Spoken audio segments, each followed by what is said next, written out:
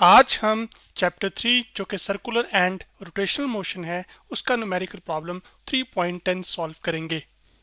तो जो प्रॉब्लम हमारे सामने है वो ये है आपके पास कि a diver comes off a board with arms straight up and legs straight down giving him a moment of inertia of 18 kilogram meter square about his rotation axis. Then tuck into a small ball, decreasing his moment of inertia to 3.6 kilogram meter square. While tucked, he makes two complete rotations in 1 second. If he had not tucked at all, how many revolutions would he have made in 1.5 seconds from board to water? तो problem हमारे सामने ये कहता है कि आपके पास एक driver है, जैसे कि आप इस तस्वीर में देख सकते हैं। वो एक ऊंचाई से एक बोर्ड के ऊपर से क्या कर रहा है, छलांग लगा रहा है पानी के अंदर। अभी उसके जो बाजू हैं दोनों वो स्ट्रेट अप हैं, टांगे बिल्कुल नीचे की तरफ हैं, डाउन। तो इसका हमें शुरू में जो मोमेंट ऑफ इनर्शिया दिया गया है वो 18 किलोग्राम मीटर स्क्वायर है इसकी एक्सिस ऑफ रोटेशन के लिहाज से, जिसके अबाउट ये घूम सकता है। फिर ये क्या करता है कि ये टक करता है। टक करने का मतलब यह है कि अपनी जो टांगे हैं उनको चेस्ट के करीब ले आता है और अपने जो बाजू हैं उनको लेग्स के करीब ले जाता है। तो उससे जो उसका मोमेंट ऑफ इनर्शिया है वो कम हो जाता है। 18 से अब कितना हो गया, 3.6 किलोग्राम मीटर स्क्वायर। अब आपने ये बताना है कि जब उसने टक किया तो उसने दो रोटेशंस मुकम्मल की 1 सेकंड के अंदर। अब आपने ये बताना है कि अगर उसने इस तरह से अपनी बॉडी फोल्ड ना की हो तो फिर ये शख्स कितनी रेवोल्यूशंस या रोटेशंस परफॉर्म करेगा 1.5 या 1.5 सेकंड्स में, जब वो पानी से जब वो बोर्ड से छलांग लगाता है पानी की तरफ। तो अब हमें अपना जो गिवन डाटा है वो सारा यहाँ से मैंने आपको मेंशन कर दिया है। अब जो जो बातें यहाँ पे लिखी हुई हैं उसको लिख लेते हैं पहले। तो हमारे पास जो इनिशियल मूवमेंट ऑफ इनर्शिया है इस शख्स का, वो इसको हम लिख रहे हैं इनिशियल मूवमेंट ऑफ इनर्शिया। और मूवमेंट ऑफ इनर्शिया में क्या बताता है कि कोई बॉडी कितना रेजिस्ट करती है कि उसमें रोटेशन पैदा ना हो। तो वो जिसका इनिशियल मूवमेंट ऑफ इनर्शिया है कैपिटल आई, वो इनर्शिया आई कैपिटल आई से, जबकि इनिशियल के लिए हम स्मॉल आई नीचे यूज़ कर रहे हैं। ये हमारे पास कितना दिया गया है, ये हमारे पास 18 किलोग्राम मीटर स्क्वायर दिया गया है। तो मैं यहाँ पे लिख देता हूँ 18 किलोग्राम मीटर स्क्वायर। अब उसके बाद फिर जब वो अपनी बॉडी को टक करता है, यानी कि अपने जो बाजू हैं उनको ले जाता है टांगों के करीब और चेस्ट, जो टांगे हैं उनको चेस्ट के करीब ले जाता है, तो उसका मूवमेंट ऑफ इनर्शिया तब्दील हो जाता है। और उसका जो फाइनल मूवमेंट ऑफ इनर्शिया है वो हमारे पास, उसको हम रिप्रेजेंट करेंगे कैपिटल आई और नीचे आपके पास सबस्क्रिप्ट में हम लिख देंगे एफ यहाँ पर। तो जो फाइनल मूवमेंट ऑफ इनर्शिया इसका हो जाता है वो आपके पास है 3.6 किलोग्राम मीटर स्क्वायर। अब जब उसने टक कर लिया जैसे मैंने बताया था, तो उसने कितनी रोटेशंस मुकम्मल की, 1 सेकंड में 2 रोटेशंस मुकम्मल की। तो जितनी रोटेशंस 1 सेकंड में मुकम्मल होती हैं, यहाँ पे रोटेशन का मतलब है पूरा घूमना, तो ये जो है इसकी एंगुलर वेलोसिटी होगी। अब ये क्योंकि टक करने के बाद की एंगुलर वेलोसिटी, तो इसको फिर हम कहेंगे फाइनल एंगुलर वेलोसिटी। तो जो फाइनल एंगुलर वेलोसिटी होगी हमारे पास वो यहाँ पर कितनी है, वो 2 रोटेशन हुई है 1 सेकंड में, तो ये बन जाएगी हमारे पास जो फाइनल एंगुलर वेलोसिटी है उसको हम लिखते हैं ओमेगा एफ के साथ। यहाँ पर आपके पास ये आ जाएगी 2 रोटेशंस हैं, तो आप लिख लेंगे 2, और ये रोटेशंस कितने सेकंड में, 1 सेकंड में। तो एक रोटेशन असल में हम एक रेवोल्यूशन को कहते हैं। तो जो एंगुलर वेलोसिटी यहाँ पर दी गई है वो 2 रेवोल्यूशंस पर सेकंड है।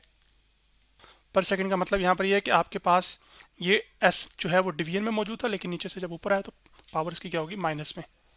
अब आपने ये बताना है कि जब हमारे पास टाइम जो है वो टी वो 1.5 सेकेंड्स हो, तो उस टाइम ड्यूरेशन में उसने कितनी रोटेशंस परफॉर्म की होंगी अगर उसकी बॉडी के जो बाजू हैं वो बिल्कुल स्ट्रेट अप हों और लेग स्ट्रेट डाउन हों और उसने ये टक ना किया हो।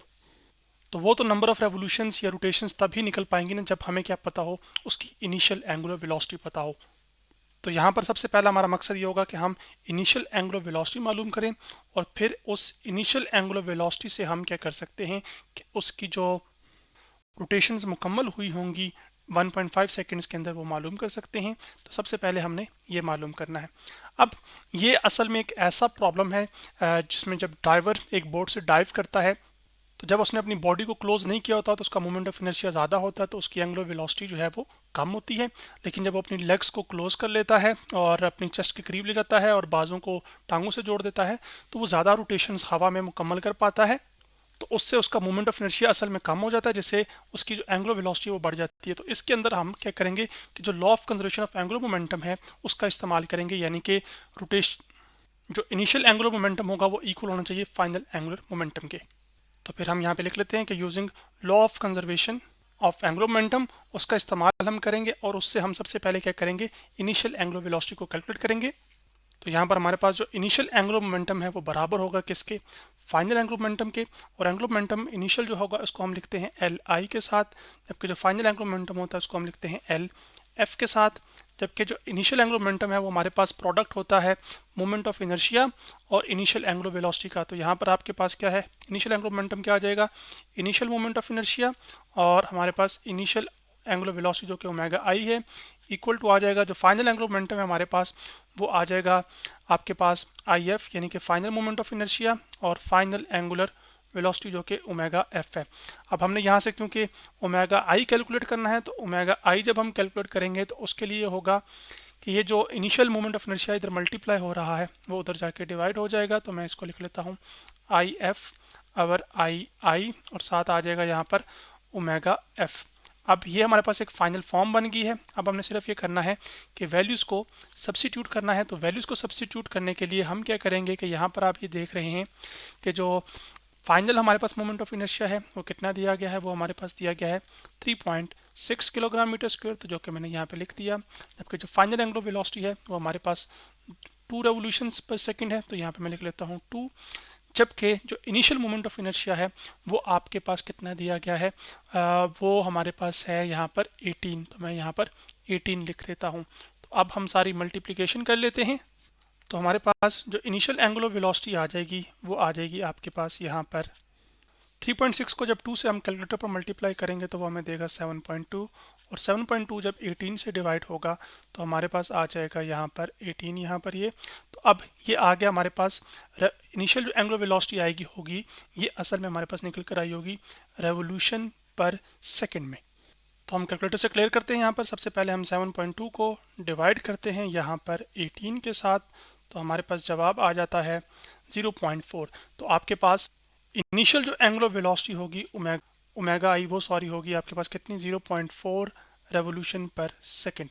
क्योंकि आपके पास ये जो फाइनल एंगुलर वेलोसिटी थी ये रेवोल्यूशन पर सेकंड में दी गई थी, इस वजह से हमने इसकी कन्वर्जन नहीं की और इनिशियल एंगुलर वेलोसिटी को भी उसी यूनिट में ही कैलकुलेट किया है जो कि यहाँ पे रेवोल्यूशन पर सेकंड आया है। हालांकि जो एंगुलर वेलोसिटी का यूनिट है वो रेडियन पर सेकंड है, ये भी है, लेकिन ये रेवोल्यूशन जो है ये बड़ा यूनिट है। अब रेवोल्यूशन पर सेकंड बेहतर है कहना कि वो बड़ा यूनिट है एज कम्पेयर टू रेडियन पर सेकंड।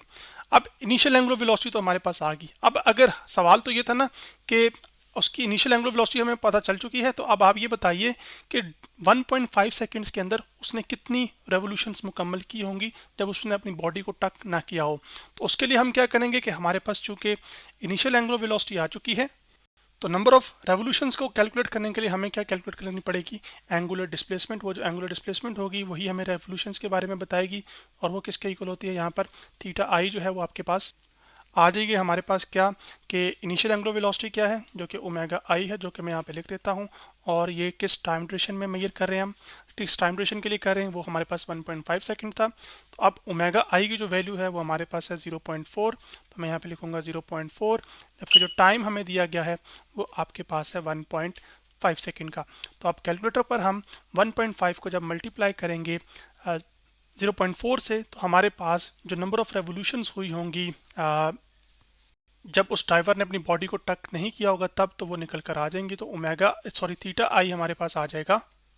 अब हम क्या करेंगे कि 0.4 को मल्टीप्लाई कर लेते हैं 1.5 के साथ, तो यहाँ पर हमारे पास जवाब आ जाएगा 0.6। यहाँ पर हमारे पास ये आ जाएगी 0.6 रेवोल्यूशंस। अब आप कहेंगे कि चलें यहाँ पर अब मैं थोड़ी सी बात समझाता हूँ कि ये जो इनिशियल एंगुलर वेलोसिटी थी हमारे पास किस में थी, रेवोल्यूशन पर सेकंड में। तो इसका जो पर सेकंड वाला यूनिट है ना, वो टाइम का जो यूनिट सेकंड है ना, उससे वो कैंसिल आउट हो गया, तो खाली रेवोल्यूशन बच गई। तो हमें कोई कन्वर्जन करने की ज़रूरत ही नहीं पड़ी, और उसके बगैर ही हमारे पास नंबर ऑफ रेवोल्यूशंस निकल कर आ गई। तो आज हमने चैप्टर 3 जो कि सर्कुलर एंड रोटेशनल मोशन है उसका न्यूमेरिकल प्रॉब्लम 3.10 सॉल्व किया।